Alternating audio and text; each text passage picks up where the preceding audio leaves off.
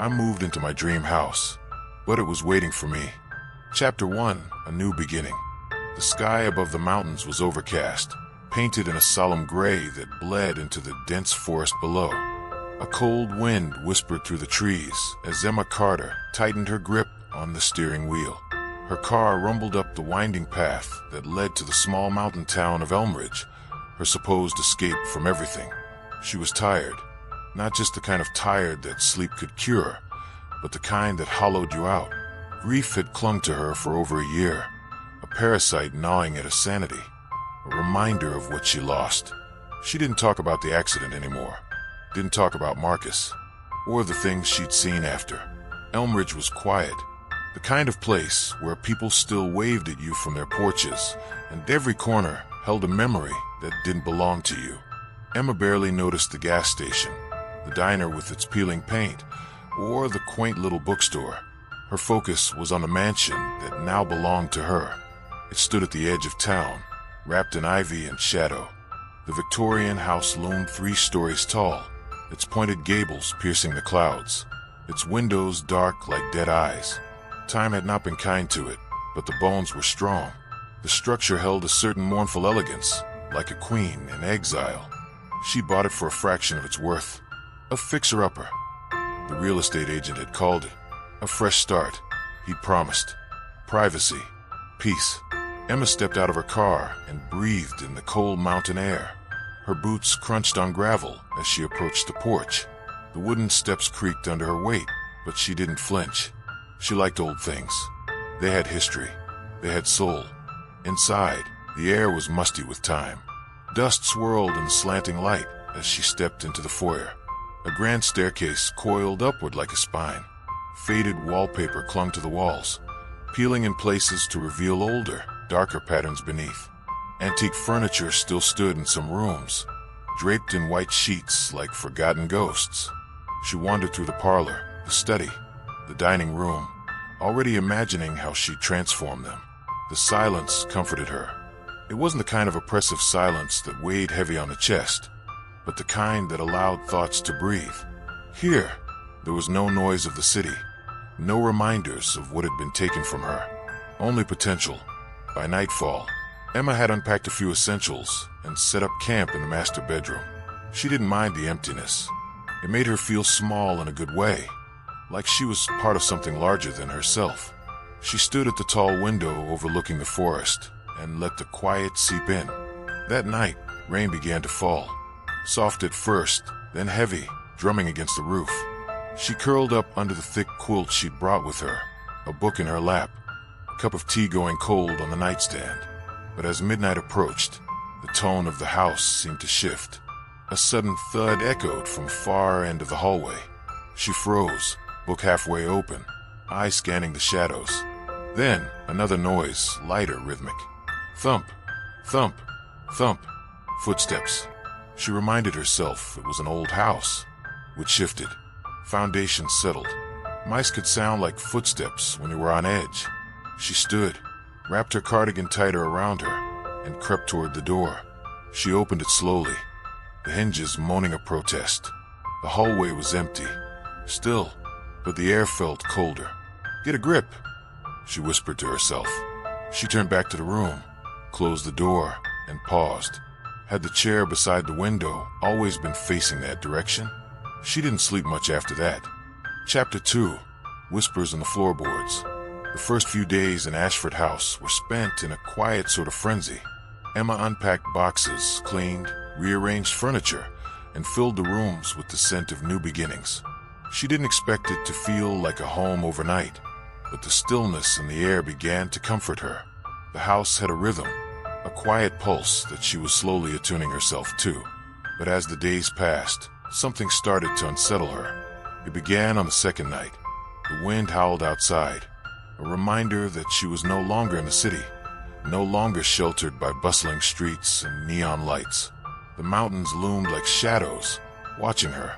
She was aware, as she lay in bed, that the silence in the house wasn't natural. It was too complete, too still. At first, it was subtle, a creak in the floorboards, the faint rustle of a door. But then came the tapping, steady and rhythmic, almost like someone was walking directly above her, on the wooden floor of the second story. Emma sat up in bed, straining her ears. The sounds weren't random. They were methodical, like footsteps pacing back and forth, stopping briefly before continuing again. She shook her head. "It's just the house settling," she murmured to herself, trying to ignore the gnawing feeling in her chest. But the tapping didn't stop, and it didn't sound like any house settling she had ever heard. It sounded like someone was moving. Someone was here. She could feel it in her bones.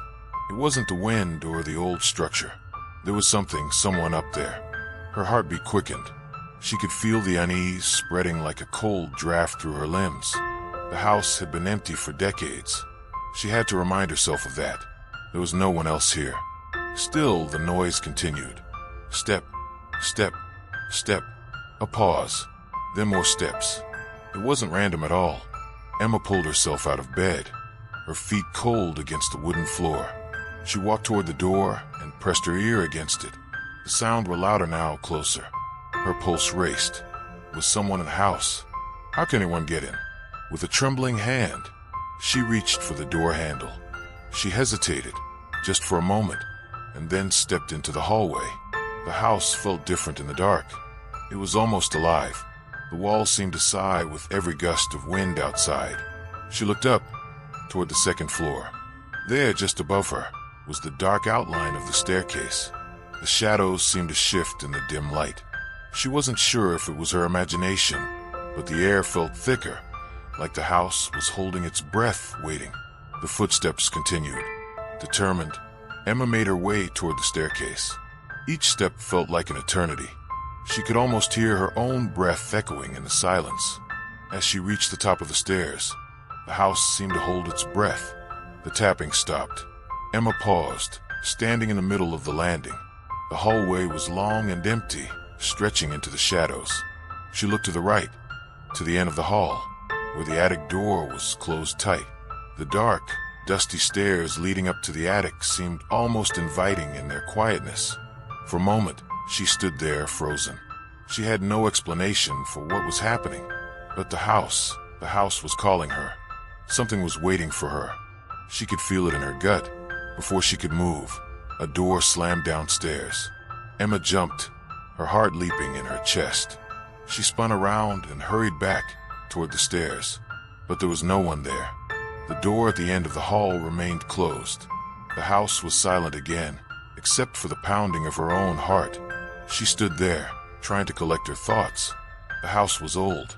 It was to be expected that it would make noises. But the footsteps, the tapping, it felt different, like a warning. But there was no one there. Emma returned to her room, locking the door behind her. She slid under the covers, trembling. She had no answers, just a feeling that this house was far from ordinary, and that somehow it was watching her. She lay there for a long time, listening to the wind howling outside. But the tapping, it was gone, at least for now. Chapter 3. The Mirror in the Attic. The morning after the unsettling events of the previous night, Emma woke with a lingering sense of unease. The house was quiet again, but the silence felt heavier this time. She couldn't shake the feeling that something was wrong, something that had been here long before she arrived. Determined to push through her fear, Emma decided to explore the attic. The house had many rooms she hadn't ventured into yet, and she needed to understand it, to feel like she was in control. The attic door had caught her attention several times. There was something about it, something strange about the way it seemed to invite her. She grabbed a flashlight from the kitchen drawer and made her way up the creaky staircase to the second floor. The atmosphere here was thick with dust, the kind of dust that made her nose itch and her throat tighten. She paused at the door to the attic, hesitating for a moment. It was old, with chipped paint, and the brass handle was cold to the touch. She felt a strange tug in her chest, a mixture of curiosity and dread. Taking a deep breath, she opened it. The attic was dark, save for the small stream of light from the dusty window at the far end. Emma stepped inside, her shoes creaking on the old wood as she slowly made her way through the clutter. The space was filled with forgotten relics, boxes of yellowed books, old furniture draped in white sheets, and broken picture frames. A A thick layer of dust coated everything, making the air feel thick and stale. But it wasn't the clutter that caught her attention. It was the large object at the far end of the room, covered in a faded cloth. Emma moved toward it, her footsteps muffled by the layers of dust on the floor. As she drew closer, she saw the outline of a large, ornate frame, a mirror. She reached for the cloth and pulled it away, revealing the full length of the mirror. The frame was intricately carved, with twisting vines and patterns she couldn't quite place. It was beautiful, but there was something off about it, something wrong. The glass was old, cloudy, with a faint golden tint to it. The reflection, though distorted, seemed unsettlingly familiar. Emma froze, her hand still on the cloth as she stared into the mirror. At first, she saw only her own reflection, a pale, tired face staring back at her, her messy hair framing her face in a way that made her look unrecognizable. But then, just as she began to turn away, she saw something in the reflection.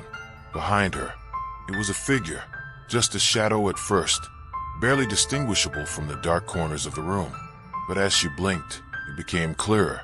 A shape, a person, someone standing just out of reach, watching her. She spun around, heart racing, but there was no one there. The room was empty, just as it had been a moment before. Her breath caught in her throat. She stepped back from the mirror, feeling the hairs on the back of her neck stand on end. Her pulse hammered in her ears. She could still see the figure, even though she knew it had to be her imagination.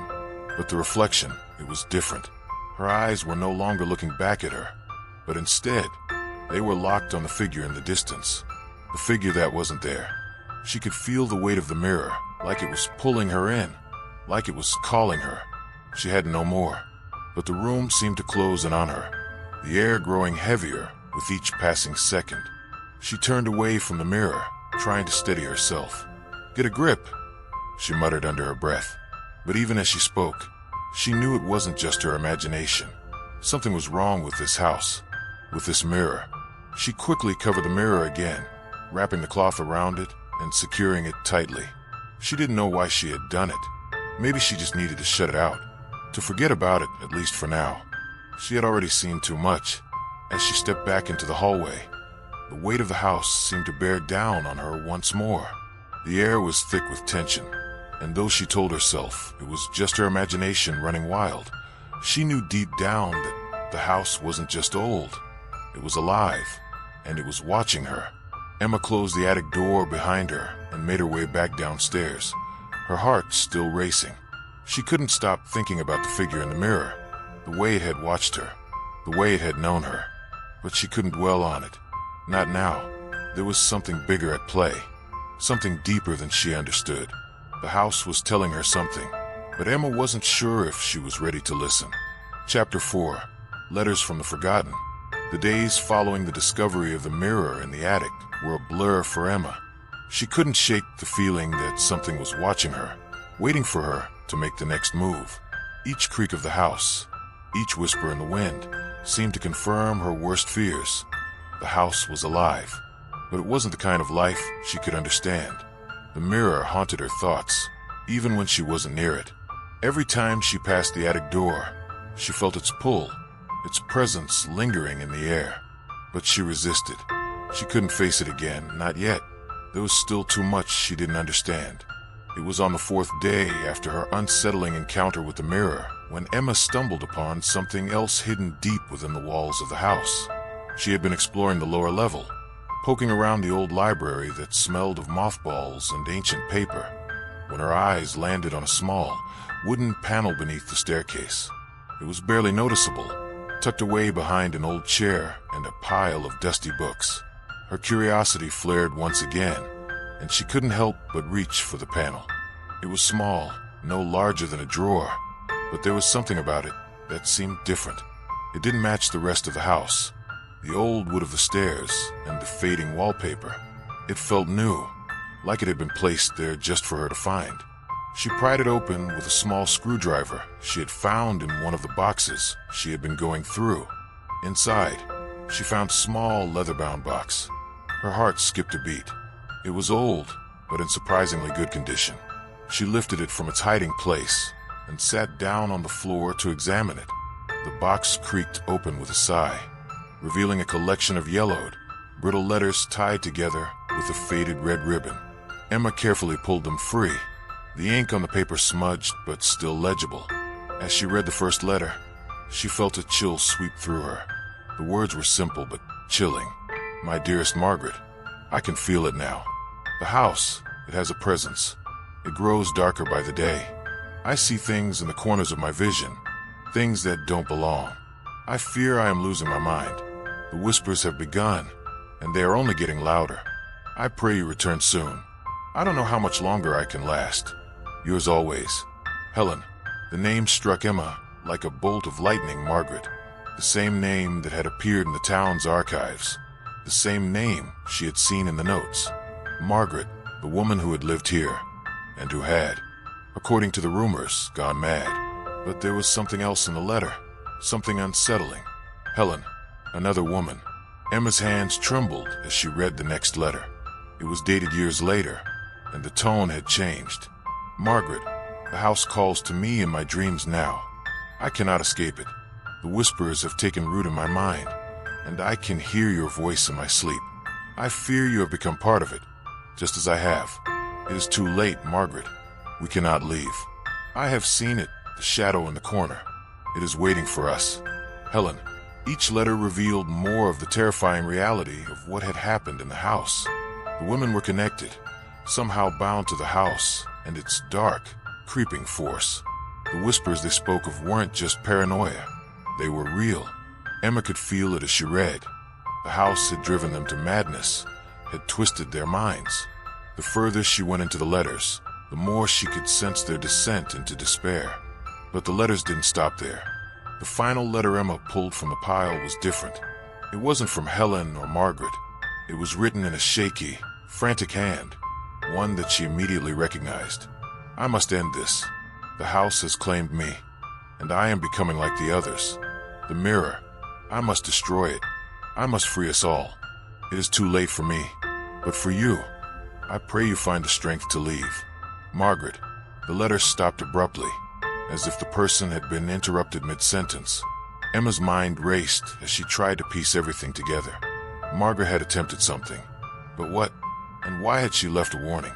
The room felt colder, and Emma could almost hear the whispers again, soft and indistinct, coming from deep within the walls. They were calling to her.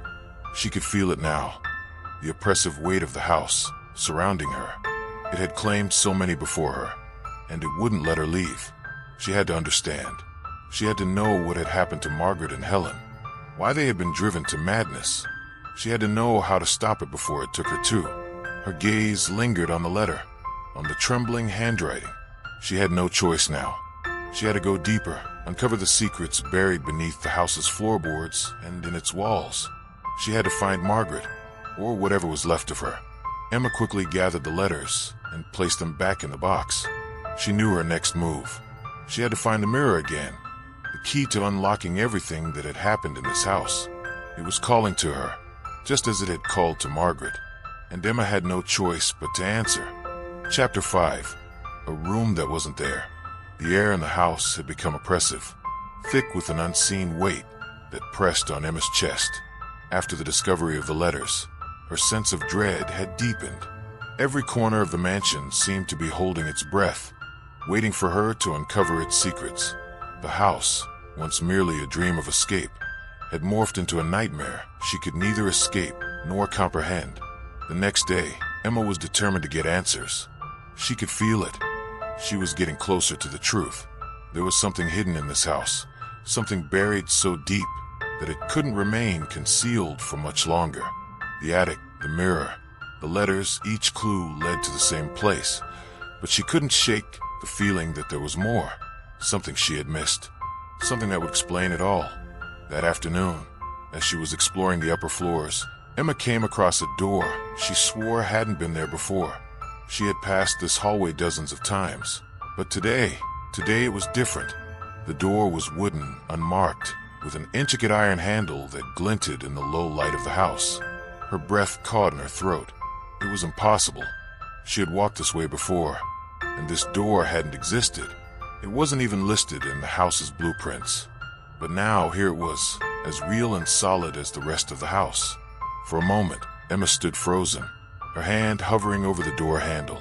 A sense of foreboding washed over her, but she pushed it aside. She had already made up her mind. She wasn't going to let fear control her anymore.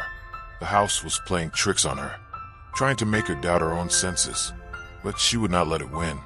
Taking a deep breath, she turned the handle. The door creaked open, and Emma stepped inside. The room was cold, so cold that it seemed to bite at her skin. It was small, almost cramped, with low ceilings and walls that seemed to close in on her. But what struck Emma immediately was how pristine it was.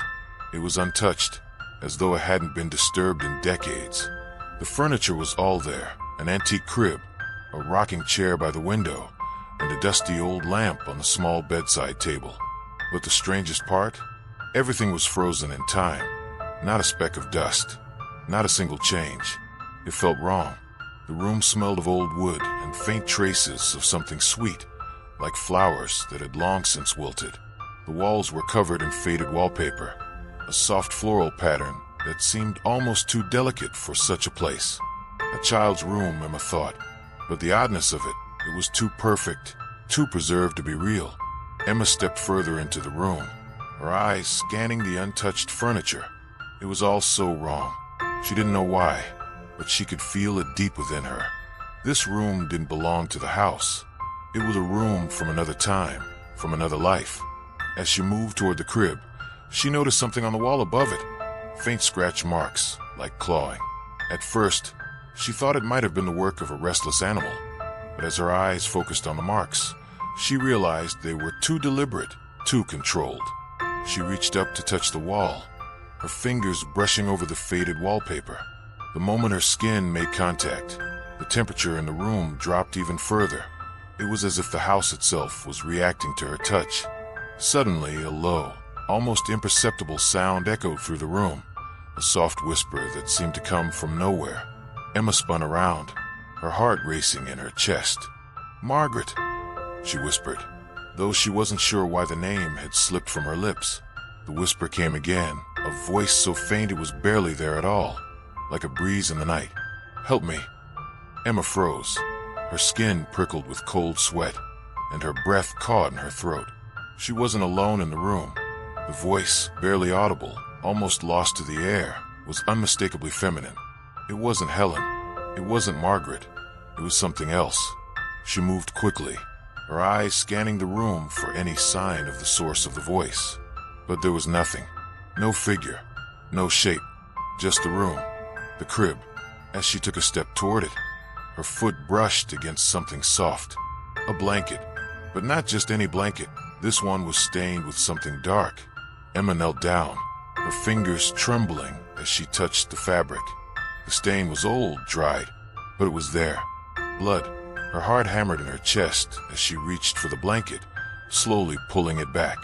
Underneath, she found what had once been a small child's toy, a wooden doll, its face cracked and chipped. Its eyes, once painted in a kind, innocent shade of blue, were now hollow, black sockets that seemed to stare directly at her. Suddenly, the room felt suffocating. The air seemed to thicken, the walls pressing in on her. The whispers grew louder, more distinct. "Help me." The voice was no longer a whisper. It was a command, a plea that dug into Emma's mind like an echo of her own thoughts. The walls felt as though they were closing in. The temperature dropped further. The feeling of being trapped, the feeling that something was coming for her, became impossible to ignore. Without thinking, Emma bolted for the door, slamming it behind her as she fled the room. She stumbled down the hall, gasping for breath, her hands shaking uncontrollably. But she couldn't run away from what she had just seen, what she had heard, what she had felt. That room wasn't just a room. It was a portal to something darker, something ancient. And whatever it was waiting for her to find it. And Emma had found it. Chapter 6. The Man in the Window. The days blurred together for Emma. The house, once her dream retreat, had become a labyrinth of dark secrets and unsettling occurrences. Each time she thought she'd uncovered everything, the house would reveal something more, something that made her question her own sanity. The attic, the mirror, the nursery, the whispers. It all kept spinning around in her mind, like a tangled mess she couldn't untangle. Emma had come to realize that she wasn't just being haunted by ghosts. No, this house was more than that. It was alive in a way she couldn't understand, as though it was watching her, waiting for her to unravel its mysteries. That night, she sat in her bedroom, staring out the window at the sprawling landscape below. The mountains in the distance, the shadows stretching across the valley as the moon hung low in the sky. It should have been peaceful, beautiful even, but instead, it felt oppressive, like the weight of the world was pressing down on her shoulders. Her gaze lingered on the house across the street. It was a quaint cottage, far older than her mansion, but still charming in its own way. The windows were dark, the porch light flickering as the wind whispered through the trees. Then she saw him. At first, it was just a shadow, a figure standing in the window of the cottage across the street. His face was obscured, his form tall and unnaturally still. Emma felt a chill run down her spine as her eyes locked onto the silhouette. She told herself it was nothing, just a trick of the light, maybe a passerby. But the figure didn't move. It stood there, unmoving, as though watching her in return. Emma's breath caught in her throat. What was it about that figure that made her heart race? For a moment, she stared, unable to tear her eyes away. The figure remained perfectly still, as though frozen in time. Then, suddenly, it shifted. The figure raised one hand slowly, a single finger pointing directly at her. Emma gasped, stepping back from the window, her heart pounding in her chest. She blinked, disoriented, and when she looked back, the window across the street was empty. No man, no shadow, nothing. She ran to the window and pushed it open, peering into the darkness, her breath fogging up the glass. The night was still, too still. There were no sounds, no movement, just the quiet rustling of the wind through the trees. The man had vanished. Emma's mind raced. She had seen him. There was no doubt about it. She wasn't imagining things. But who was he? Why had he been standing there?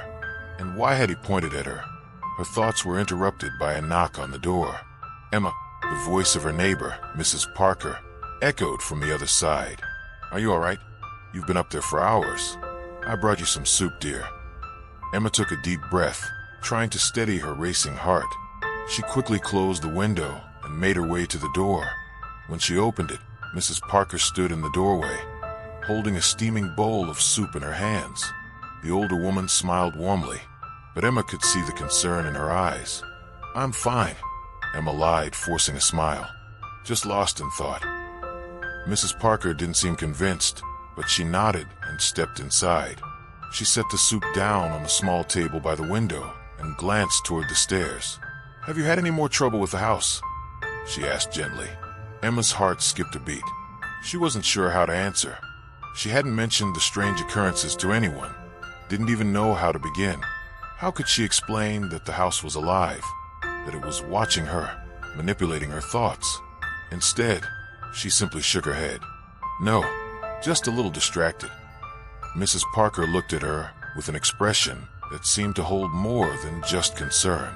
There was something else in her eyes, something knowing. "You know," she said, lowering her voice, "this house has a way of bringing out what's already inside you. The last few owners, well, let's just say they didn't leave in the best of circumstances." Emma raised an eyebrow, her curiosity piqued. "What do you mean?" Mrs. Parker hesitated, glancing nervously toward the window. She lowered her voice even further. "The house, dear, it has a way of bringing things to the surface. Things people don't want to face. And once you let it in, it's hard to get rid of." Emma's heart pounded in her chest. The words felt like a warning, a prophecy she didn't want to hear. But there was no denying it.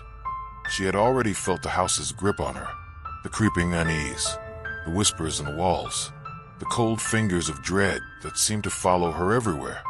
"Thank you," Emma said softly, but she couldn't help feeling that Mrs. Parker knew something she didn't, something that could explain the figure in the window.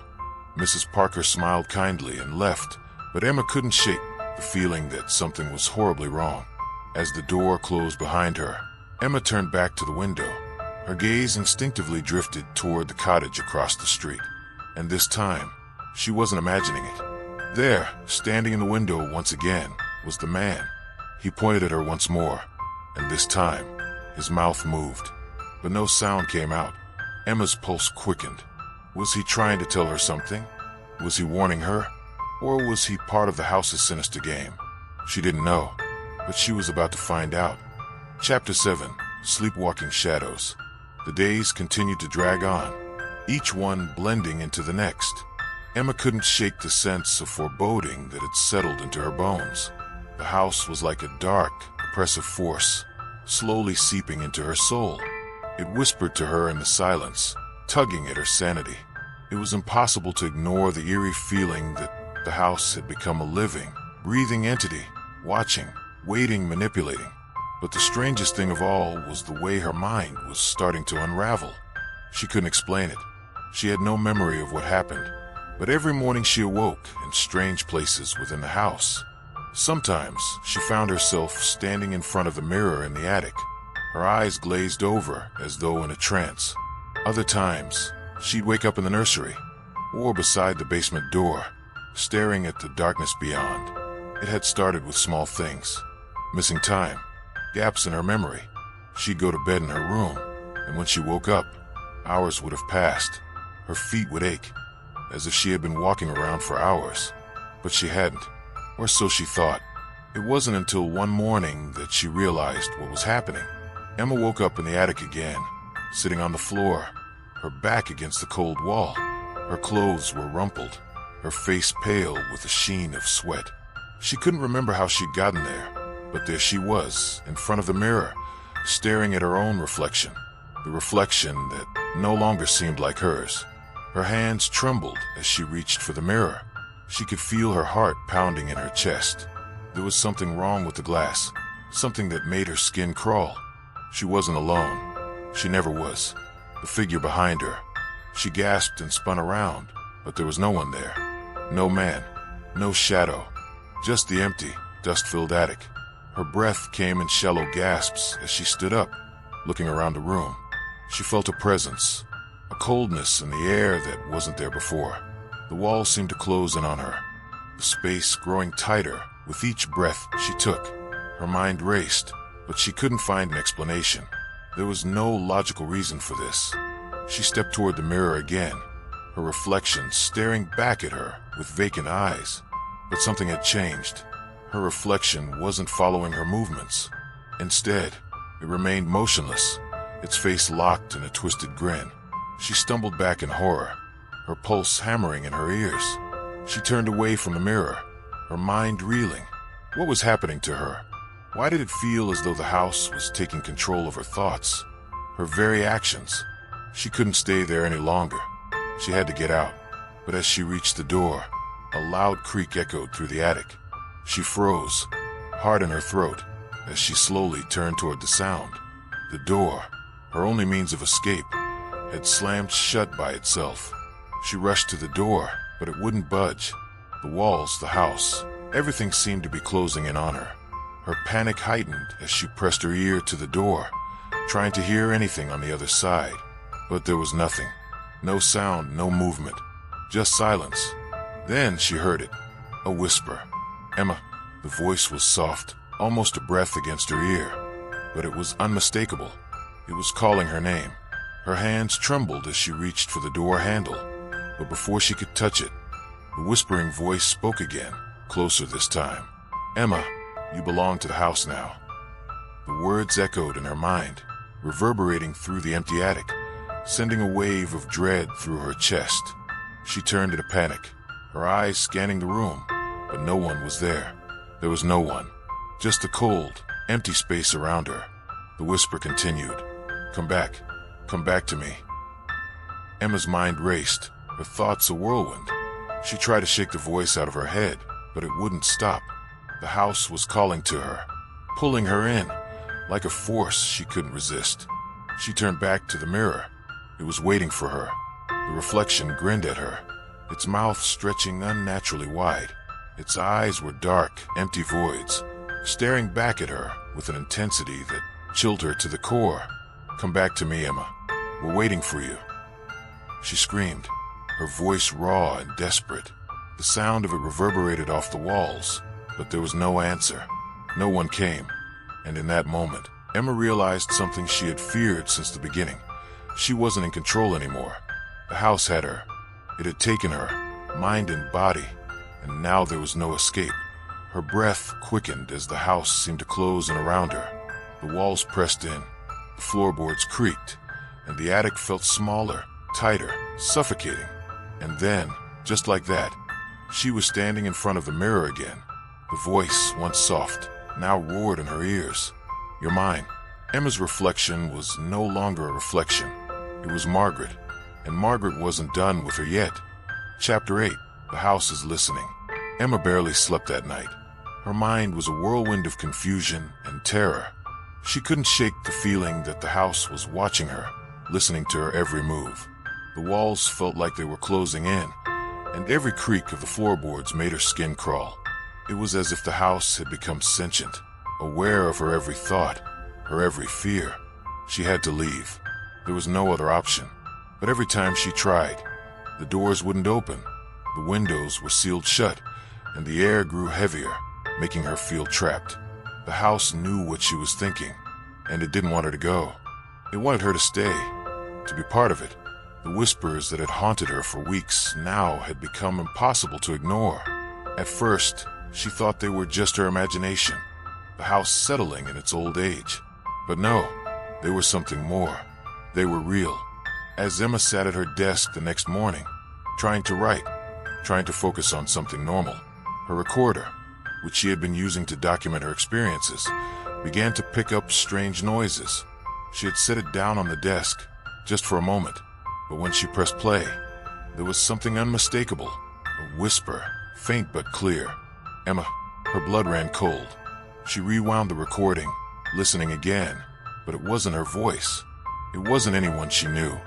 The voice was distorted, like it was coming from somewhere deep inside the walls. She turned the recorder off, her hand trembling as she placed it down. She could no longer ignore it. The house was speaking to her, not just through the mirror, but through the very walls themselves. She stood up, her legs unsteady, and began pacing. The voices had always been there, but now they were louder, more urgent. They weren't just whispers anymore. They were commands. They were calling her, guiding her, leading her to places she didn't want to go. She tried to fight the urge, but it was like something inside her was pulling her closer to the source, to the heart of the house.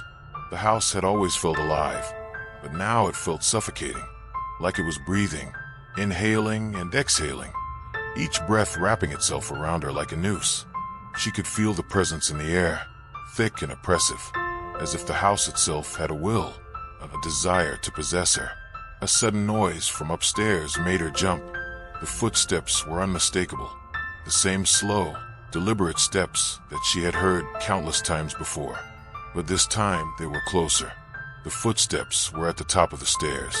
Emma's heart raced as she stared at the ceiling, listening to the rhythm of the steps above her. There was no mistaking it. The house was moving, and it wasn't just the house. She was being moved too. The invisible pull was stronger now. She had no choice but to follow. Before she could think twice, she grabbed her coat and rushed out of the room, her breath shallow as she hurried toward the stairs. The footsteps were still there, taunting her, guiding her toward the source. She hesitated at the foot of the staircase, the air growing colder as she made her way up. She reached the top, her pulse thumping in her throat. The house was silent now, eerily so. The footsteps had stopped, but Emma knew they hadn't gone away. She could feel them, hovering in the air like a dark shadow. The door to the attic was ajar. It hadn't been like this before. She hadn't opened it, but now it was wide open, as if inviting her in. With a deep breath, Emma stepped forward. The attic was colder than usual, the air thick with dust and cobwebs. The mirror, covered in that same old cloth, sat in the center of the room. She approached it slowly, every step feeling like an eternity. The whispers were louder now, clearer. They were urging her to uncover it, to look into the reflection, to face what she had been avoiding for so long. She lifted the cloth, the fabric dragging against the glass, and the mirror came into view. Her reflection stared back at her. But it wasn't just her anymore. There was something else. A dark, twisted version of herself, pale, lifeless, with hollow eyes that seemed to bore into her very soul. "Margaret," Emma whispered, her voice cracking. The name escaped her lips before she even realized she had said it. The reflection smiled, a twisted, mocking grin, as though it knew something she didn't. The whispers grew louder, louder than ever before. "Welcome home, Emma," the voice crooned, its tone smooth and seductive. "You're finally here." Emma stumbled backward, her hands clutching her head as the pressure in her skull intensified. She could feel the walls closing in on her, the house tightening its grip around her, suffocating her. She was no longer in control. The house had her. The house was inside her. Her breath quickened, her vision blurring as she fell to her knees. She couldn't breathe. She couldn't think. She couldn't escape. And then everything went black. Chapter 9. A history buried in blood. When Emma awoke, she wasn't sure how much time had passed. The darkness of the attic had swallowed her whole, and for a moment, she believed she had slipped into some twisted dream. But the reality of the house had a hold on her, more tightly than ever before. She shook her head, trying to clear the fog. She was lying on the cold floor of the attic, the mirror still before her, the reflection now gone. But the whispers, they hadn't left. They continued to murmur in the background, almost like a soundtrack to her fear. The house was alive with the sound of her panic. Getting up, Emma stumbled toward the attic door. She was too shaken to remain up here any longer, her breath coming in short, shallow bursts. But as she reached for the door handle, a sudden pressure pressed against her chest, an invisible force, heavy and suffocating. She fought against it, but it was too strong. It was as if the house itself was pushing back, unwilling to let her go. "Not yet," the voice hissed, the words coming from deep within the walls, echoing throughout the house. "Not until you understand." The pressure in her chest lifted suddenly, but it left her breathless and trembling. She quickly left the attic and made her way back downstairs, unable to shake the feeling that something was watching her, waiting for her to make a wrong move. Emma's mind raced. She needed answers, and she needed them fast. But she didn't know where to turn. The house had been hiding something from her, and the mirror, those distorted reflections, had something to do with it. Margaret, the woman she had been dreaming of, had been in that house. Had she also been trapped? Was the house feeding off of them both? She needed to find more than just whispers and shadows. Her thoughts turned to the town's library, the archives. If there were any records that might help her, it would be there. Maybe there was something buried in the town's history, something that would explain the horrors she was now facing.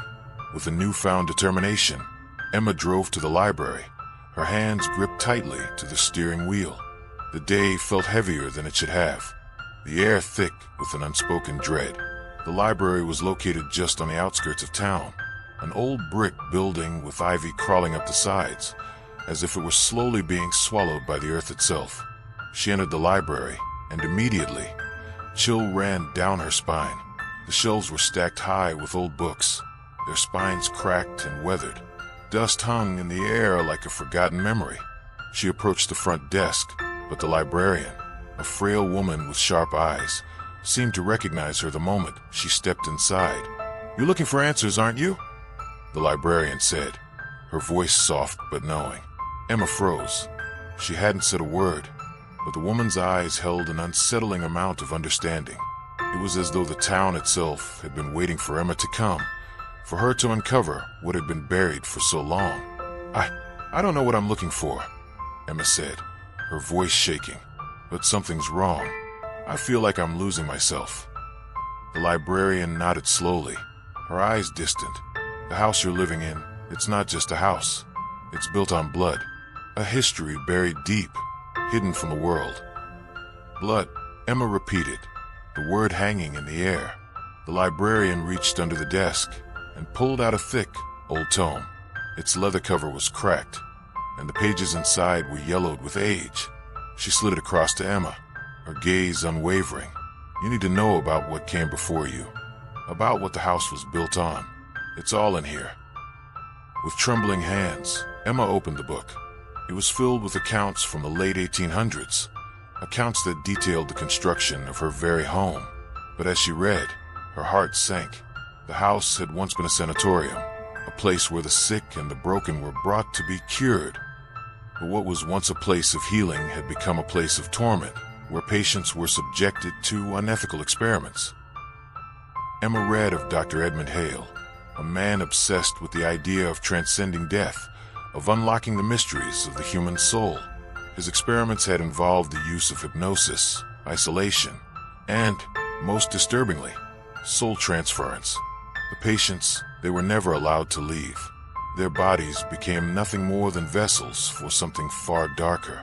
And Margaret had been one of Dr. Hale's first patients. The details of her death were horrific. She had been a woman consumed by madness, but what had driven her to insanity had been the experiments.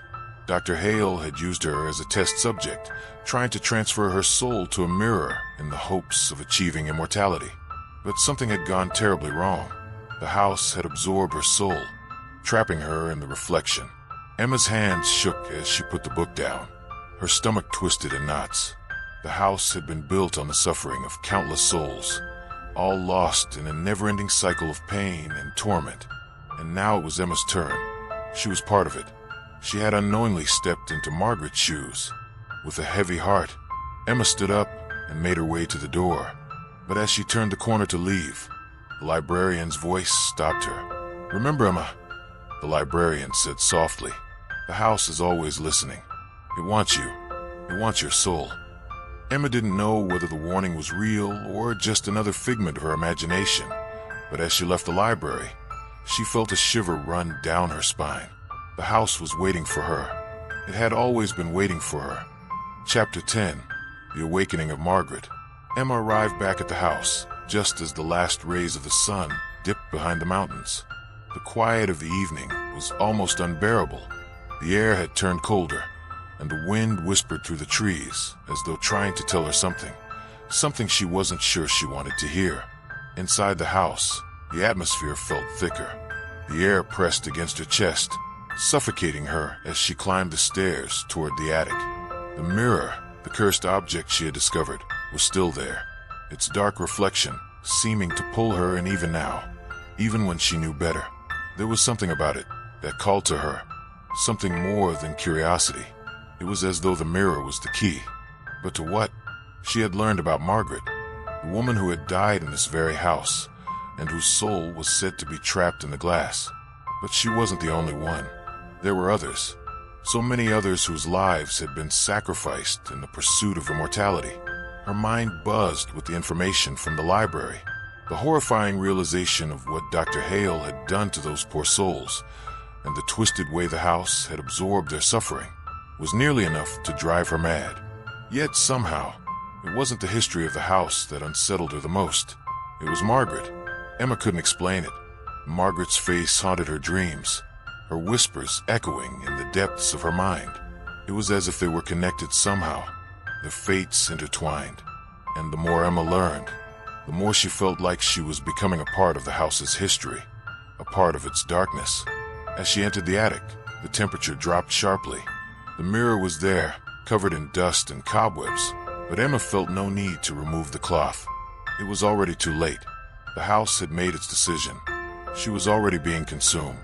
She stood before the mirror, staring into its darkened surface. The whispers in the house grew louder, almost unbearable now.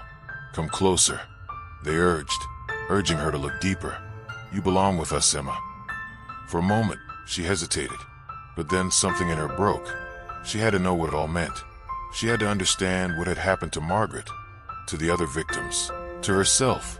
She reached out and pulled the cloth from the mirror. The moment her fingers touched the cold glass, a shock ran through her body. The reflection that greeted her wasn't her own. Instead, she saw Margaret. The woman's pale face stared back at her, her eyes wild with desperation, her mouth opening in a silent scream. For a split second, Emma thought she saw a flash of someone, moving behind Margaret. Then it happened. The glass rippled, as if it were water, and Emma was pulled toward it, her feet lifting off the ground. The whispers grew louder, deafening. She tried to scream, but no sound came.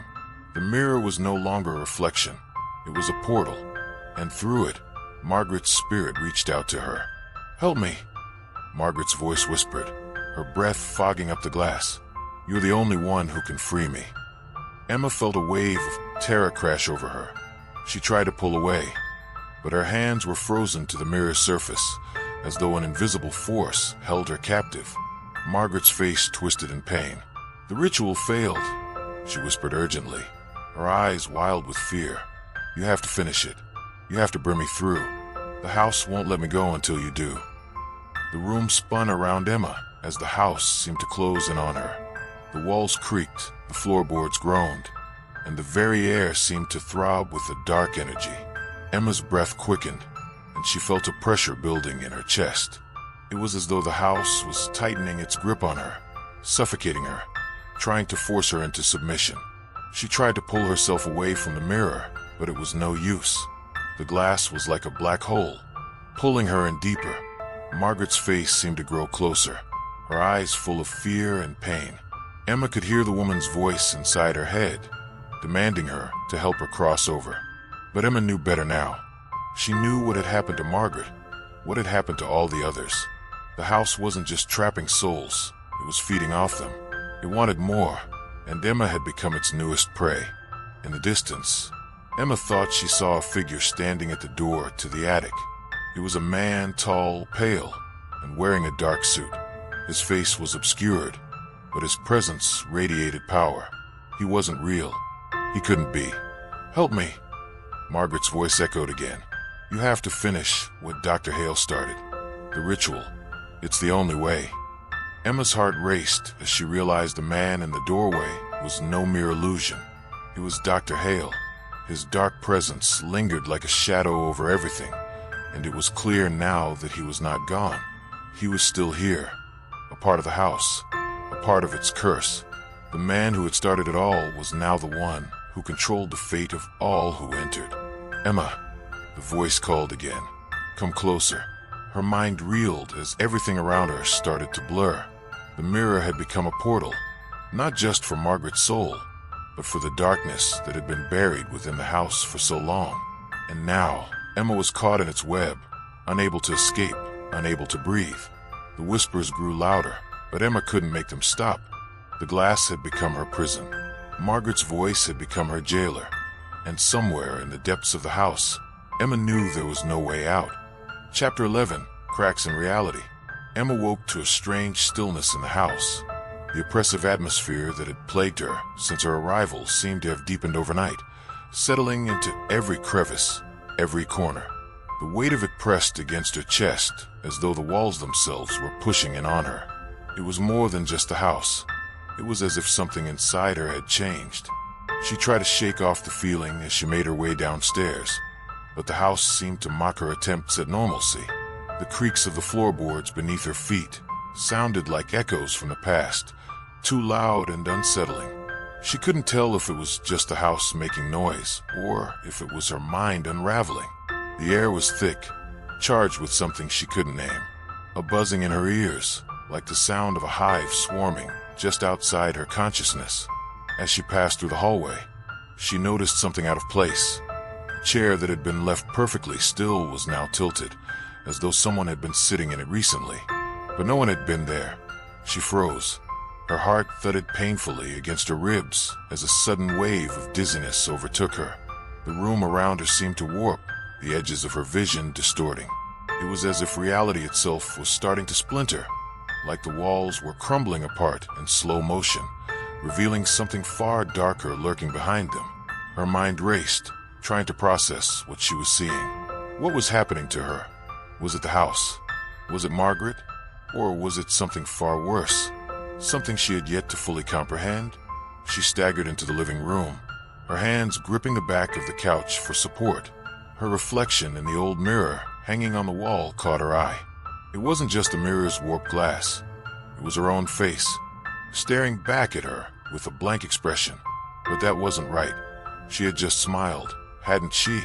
Emma leaned closer to the mirror, feeling the cold metal of the frame under her fingertips. Her reflection smiled again, but it wasn't her. The woman in the mirror was someone else entirely. It was Margaret, her dark eyes filled with something akin to hunger, something desperate. She gasped, stumbling back as the room seemed to shift around her. Her reflection in the mirror changed once more. Now it was her own face again, but it looked twisted, a ghostly version of herself. She blinked rapidly, willing the image to disappear, but it stayed there, frozen in place. The smile on her face grew wider, more unnerving, until the reflection winked at her. "Stop," Emma whispered, her voice trembling. "Stop it." But the reflection didn't stop. It continued to smile, to mock her. Her pulse quickened, her breathing shallow. She turned away from the mirror and fled to the kitchen, where the dim light seemed almost suffocating. The house was alive. It was watching her, feeding off her fear. And somewhere deep inside, she knew that Margaret's spirit had already claimed her. As she reached for the refrigerator door, she noticed the soft click of the lock from the basement door in the corner of her eye. She hadn't noticed it before, but now it was unmistakable. The heavy iron door stood slightly ajar, as though inviting her in. With a sinking feeling in her stomach, Emma approached the door. It wasn't locked anymore, but she could feel the weight of its history pressing against her chest. She had been down there before briefly, only to find the old, sealed-off area, and yet something was different now. The air felt colder as she stepped closer, her feet hesitant, but drawn forward by something she couldn't ignore. The whispers in the house had become louder, more insistent. They surrounded her now, like a chorus of voices calling from all directions. She could hear Margaret's voice among them, calling her name. "Emma," it whispered, soft and alluring. "Come closer. We need you." Something cracked inside her. The overwhelming need to know the truth, to end this nightmare once and for all, pushed her forward. She pulled the door open, stepping down the narrow staircase into the basement. The moment she set foot in the basement, the air seemed to change.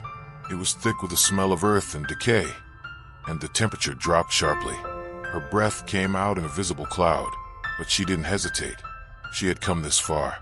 She turned to the back of the basement, where the flickering light illuminated the old stone walls. That's when she saw it. The ground, once solid and firm, was cracking. Deep fissures ran across the floor, as though the very foundation of the house was starting to give way. Her heart pounded.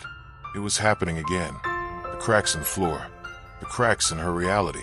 Before she could react, something stirred in the shadows. She heard a low growl, followed by the unmistakable sound of something moving toward her. The wall seemed to close in, and the floor beneath her feet groaned in protest, as though the house itself were alive. She spun around, trying to make her way back up the stairs, but the door slammed shut behind her with an ear-splitting bang. She was trapped. "Help me," Margaret's voice whispered, now inside her head, echoing in the confined space. "You are the one. You're the key." The house had swallowed her whole. Chapter 12. Into the basement. Emma's heart raced as she stood in the pitch-black basement, the door slamming shut behind her, trapping her in the cold, damp space. Her mind was swirling with thoughts, each more frantic than the last. She had to get out. She had to find a way to escape this nightmare that had become her reality. But the basement, it was different now. Everything about it was wrong. The air was thick with an ancient, musty odor, and the walls, once solid, seemed to pulse with an eerie energy. The shadows danced on their own, growing longer and deeper as Emma's eyes adjusted to the dim light that flickered from a single, bare bulb hanging from the ceiling. She could feel the weight of the house pressing down on her, its foundation groaning under the strain of the mystery it held. The ground beneath her feet trembled, and a soft whisper, almost imperceptible, drifted through the air, just on the edge of hearing. "Emma, Emma." The voice was faint, but she knew it. She had heard it before, in the whispers of the house, in the visions that had come to her in her dreams. It was Margaret, the woman who had once lived here, whose spirit seemed to haunt every corner of this cursed place. Emma took a deep breath, her fingers trembling as they brushed against the stone wall. The sensation was cold, unyielding, like the very foundation of the house was frozen in time. She didn't know how long she had been standing there, paralyzed by fear. The house was alive, alive with memories, alive with the twisted, fractured souls of its past. She forced herself to move, the eerie silence broken only by the soft shuffle of her feet on the cold concrete floor. Her hand reached out for the light switch, and with a quick flick, the bulb above her flickered to life. The light cast long shadows on the walls, and for a brief moment, Emma thought she saw something moving in the darkness, something large, something human. She gasped, her pulse quickening, but when she turned toward the source of the movement, there was nothing there, just the cold, empty space of the basement. But the shadows, those shadows were growing thicker, twisting into shapes, into forms that didn't belong. Emma stumbled back, her hand reaching for the stairs, but there was no turning back. The house had already claimed her. There was no escape. She felt a tug at her chest, pulling her deeper into the room. The very air felt charged with a strange, unnatural energy, and as she moved further into the basement, the walls seemed to close in around her. The light above her flickered again, casting fleeting, distorted images on the walls. Faces, pale, hollow-eyed faces, seemed to materialize in the shadows, only to disappear when she blinked. Her breath caught in her throat as she turned toward a corner of the room. There, partially obscured by shadows, was an old wooden chest. The lid was cracked open, as though someone, or something, had been searching through it, and from inside the chest, something glinted in the dim light. Emma felt a chill run down her spine. She knew she had to approach it. She had no choice. The pull of the house, of Margaret's voice, was too strong to ignore. Slowly, she walked toward the chest, her footsteps echoing in the silence. As she drew closer, the shadows seemed to grow darker, more intense, as if they were trying to swallow her whole. She reached the chest, her hands shaking as she lifted the creaky lid. Inside, she found what she had feared, a collection of old, brittle papers and a dusty leather-bound journal. Her heart skipped a beat as she recognized the handwriting, Margaret's handwriting, the journal, the truth she had been searching for. Her fingers trembled as she flipped through the pages, each one filled with chaotic scrawls, with descriptions of strange rituals, of things that defied logic and reason. The deeper she read, the more she felt the weight of the house's history pressing on her. Margaret had known about the mirror. Margaret had tried to use it, to transfer her soul into it, to escape her own cursed existence, but had failed. And now, Emma realized, Margaret's spirit was trapped, her soul lingering, waiting for the right moment to transfer into someone else. Someone like Emma. The last page of the journal was smeared with ink, as though Margaret had written something in a fit of desperation, only to be interrupted.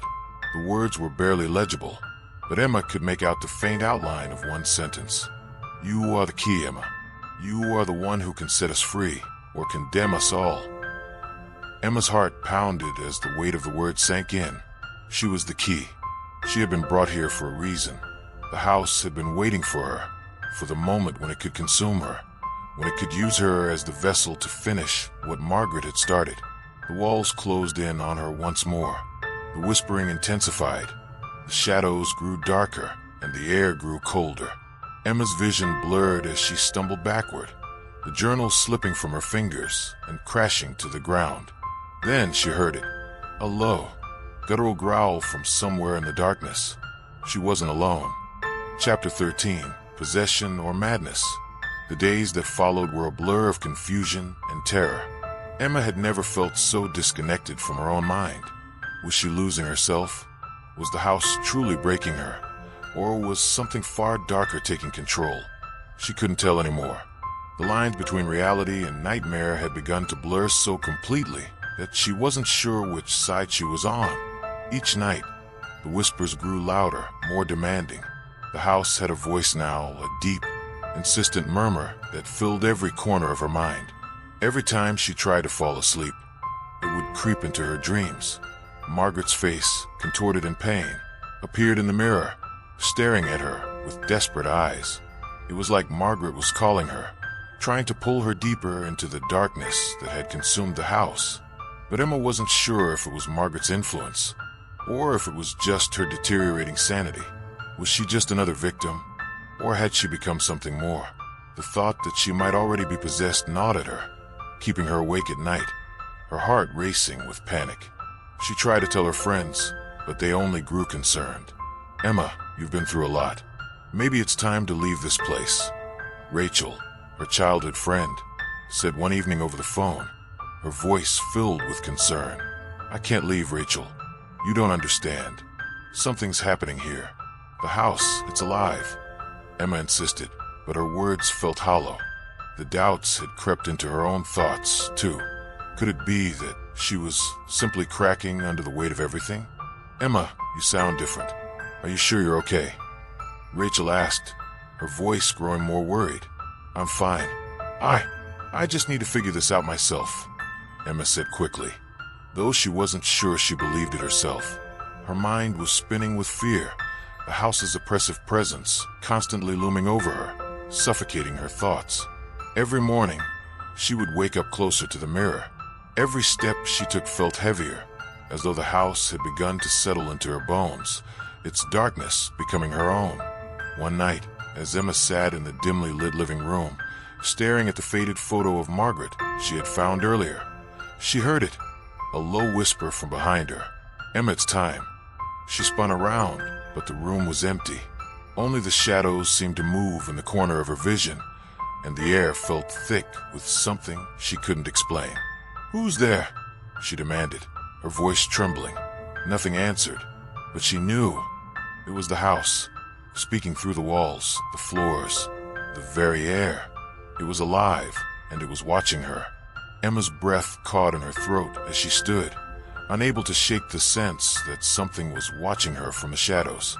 She walked slowly to the attic door, drawn toward it by an invisible force. The mirror, the source of everything. She had to see it again. She had to understand. When she reached the attic, she hesitated. The door creaked open by itself, as though it knew she was coming. The mirror stood there in the center of the room, its dark surface reflecting nothing but an abyss. Emma felt herself drawn toward it, her body moving without her command.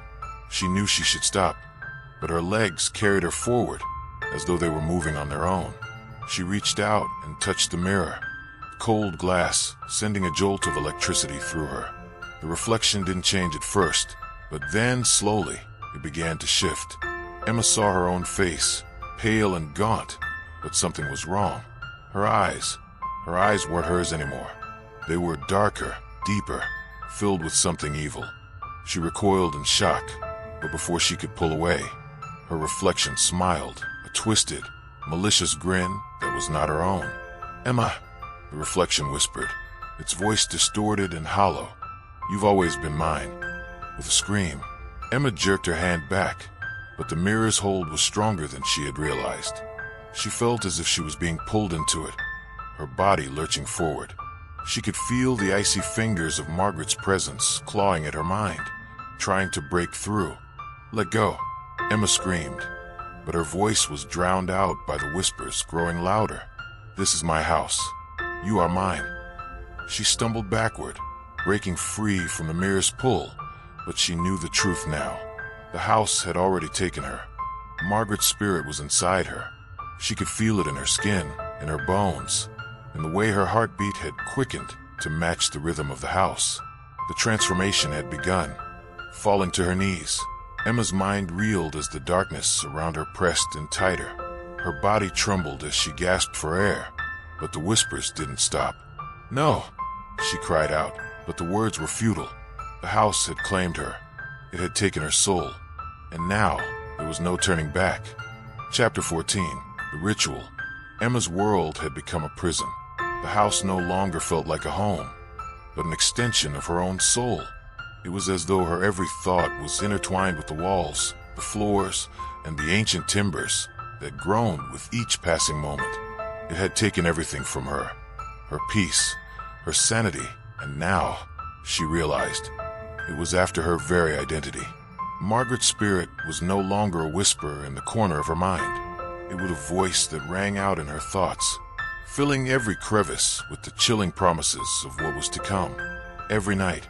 Emma could feel it, the pull toward the attic, the urge to stand before the mirror. But now, it wasn't just Margaret. It was something more sinister, something far older than her tragic tale. It was as though the house itself had been waiting for Emma, and she had been the one to unlock the door that led to the curse that haunted its foundations. Emma paced around the dimly lit living room, her mind racing. She had to get out. She had to escape before the transformation was complete, before she became nothing more than a pawn in Margaret's twisted game. But no matter how many times she tried to leave, the house wouldn't let her. Doors slammed shut, windows refused to open, and the air thickened, pressing against her like an invisible force. The phone, once a source of connection to the outside world, had fallen silent. The few attempts Emma made to contact Rachel had been met with static, as though the house was blocking her every move. And when she tried to leave the house on foot, the road outside seemed to stretch on forever, always leading her back to the mansion, no matter how far she walked. Desperation clawed at her, but something deeper inside her stirred. The house had not only taken her, but it had chosen her. Emma had become part of its ancient ritual, a ritual that Margaret had attempted so long ago and failed. She had discovered in the town archives that Margaret had tried to transfer her soul through the mirror. It was a failed ritual, but the house had not given up. It had waited patiently for the right person, for the right soul to complete what Margaret could not. Emma had been drawn to the house for a reason. She had been marked from the beginning. With her new understanding, Emma knew that there was no escaping the house. She had to face Margaret, face the darkness that had claimed her. There was no running anymore. She had to finish what had been started. In the dead of night, as the house seemed to settle into an eerie silence, Emma stood before the mirror once more. The whispers grew louder, beckoning her to approach. Her reflection stared back at her, pale and distorted, the eyes no longer her own. Margaret's eyes. The temperature in the attic dropped. Emma's breath came out in visible puffs, and the hairs on the back of her neck stood on end. She could feel the presence of Margaret behind her, the cold touch of her ghostly fingers pressing into her skin. The time had come. "Margaret," Emma whispered, her voice hoarse. "What do you want from me?" The reflection in the mirror smiled, but it wasn't Margaret's smile. It was something far darker, more terrifying. "You already know," it said, its voice not coming from the mirror, but from everywhere inside Emma's own mind. "You are the key, Emma. You are the one who will make it happen."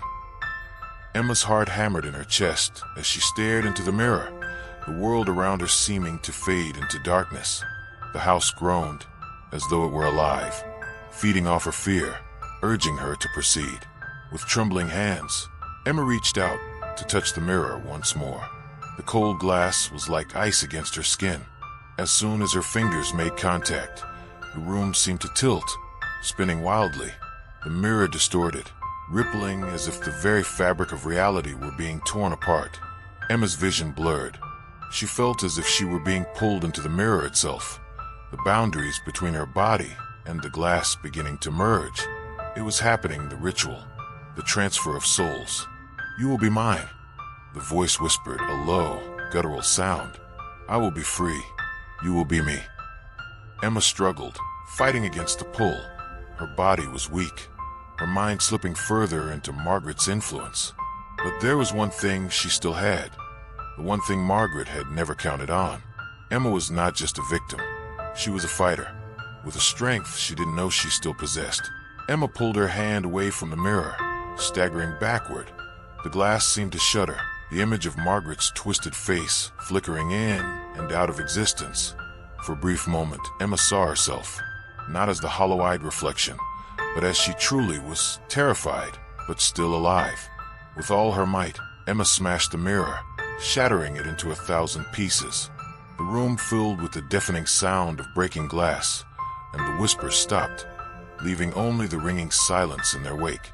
The house trembled, as if in protest, but Emma didn't care. She had broken free. At least, she thought she had. But as she stood there, breathing heavily, her chest heaving, Emma knew that this wasn't over. The house was far from finished with her. It had only just begun. Chapter 15. The reflection fights back. The mirror lay in shards at Emma's feet, its reflection shattered into countless pieces. The room was silent, save for the sound of her own ragged breathing. But the relief she had expected never came. Something was wrong. A deep, unsettling cold crept through the air, freezing her to the core. Emma stared at the shards on the floor. The pieces glittered like broken stars, each one holding a glimpse of something, of her, of Margaret, of the thing that had taken root inside the house. The dark force that she had just tried to destroy wasn't gone. It wasn't that simple. It wasn't just a mirror. The room felt smaller now. The walls seemed to lean inward, suffocating her with their presence.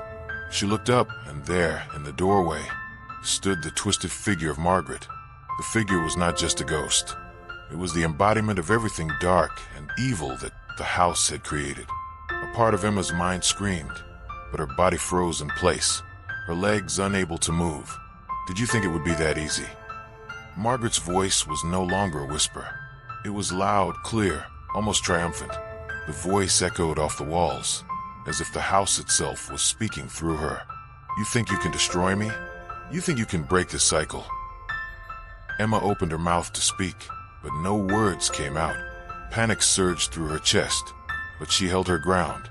Margaret's presence grew more intense, pressing against her, making it hard to breathe, to think. The house seemed to shift, to grow alive, as if it were feeding off the energy in the room. The air itself felt like it was closing in on her. Your fight was never with me, Emma, Margaret continued, taking a step forward, her eyes glowing with a cold, unnatural light. It was with yourself. You have always been a part of this house, a part of me. We are one. Emma's pulse quickened. Her mind raced. She had to stop her. She had to break free. But then she realized something that struck her like a bolt of lightning. This wasn't just about Margaret anymore. This wasn't just about the mirror, the house. It had been pulling the strings from the beginning. Margaret wasn't the real enemy. The house was. And Emma had been its puppet all along. The realization hit her like a physical blow. She was part of this place, of its curse, its soul. The house had been waiting for her, just as it had waited for Margaret. It had lured her in, used her, and now it was trying to claim her fully. No, Emma whispered, her voice hoarse. I won't let you have me. She turned toward the door, desperate to escape, but as she reached for the handle, the air turned thick and oppressive. The door slammed shut with a deafening crash. The walls shook, and the temperature in the room plummeted. Emma's breath clouded in the icy air as she turned to face the relentless force that was closing in on her. I will take everything from you, Margaret's voice said, now distorting into something darker, more monstrous. You are mine. The house responded to Margaret's words. It trembled, creaked, and groaned, as if it were alive, shifting and changing with every pulse of darkness that filled the room. Emma's head spun. The walls seemed to bend and twist, and the mirror shards scattered on the floor began to reflect not just her image, but countless others, faces twisted in pain, trapped forever in the house. It was then that Emma understood the full extent of the curse. The house didn't just want her soul, it wanted all of them. The reflections, the spirits, the lost souls. It had trapped them, imprisoned them in a never-ending cycle of torment.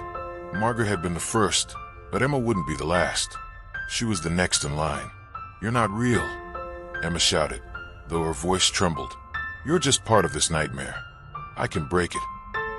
But the walls didn't respond to her words. They responded to the house. They responded to the curse that had settled deep into the bones of the mansion. Margaret's face twisted into an expression of glee. You can't break what's already been broken, Emma. We're all a part of it. And now so are you. Emma's heart raced. She was being swallowed whole.